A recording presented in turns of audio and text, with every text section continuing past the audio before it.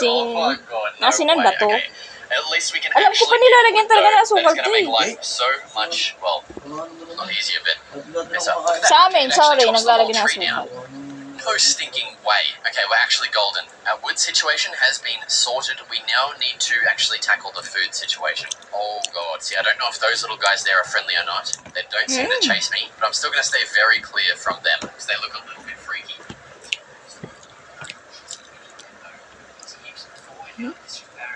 Hindi naman to kasing dagta ng gaya ng sa amin.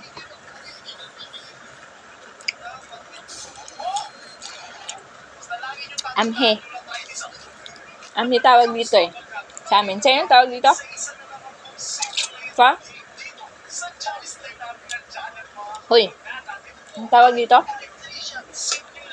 Mga kabarkada, tayo po ay magiging electrician. Pero disclaimer, huwag niyo pong gagayahin lahat ng makikita sa inyong screen. Ito po ay ginagawa ng mga professional. Hindi matamis. Basta huwag yung gagawin to. Hindi naman kayo electrician. Kapag electrician, Mas matamis pa rin yung mga makikita nyo. Kasi itong mga gagawin namin, delikado kapag gagawin ko sa bahay. Kaya don't try this at home. At syempre, simulan na natin ito. At Don't have. message to you. Welcome home, kid. I mean, welcome to your house. You managed to move out. Your mom and I are over the moon. What? To the moon? Sa kapunan? Personally, I'm even more proud because you've decided to take over your old man's legacy. Teka, old man's legacy? Electrician ba yung tatay mo? Hindi naman. Yung lolo ko ba, electrician? Hindi ba electrician yung lolo? Sino old man na tinutukoy? The exciting life of an electrician is let me quickly remind you what this Alim? is. Okay natin yan, okay? Pero tayo, Wes, unpack the junk from the car, okay? Junks and tasks. If the top them or do you didn't see your girl with tasks and junks? It's none of your business, but can you please Ano ba? unpack all the junk from your car? Inuoo din ba to? Junk system that way, no? Yung umarap pa tayo dyan. So, kailangan natin ayusin ang top. You can see a compass. You can find all important objects there for now. It will help you find the junk in your car.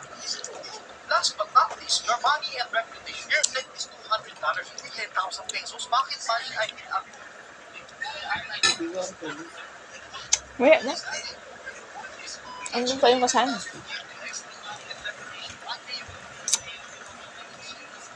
Asim? Luwat?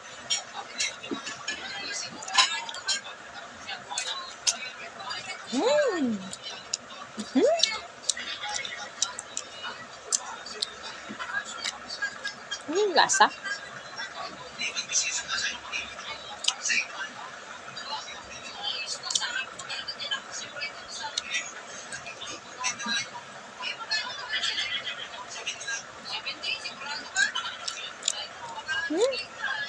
Asin!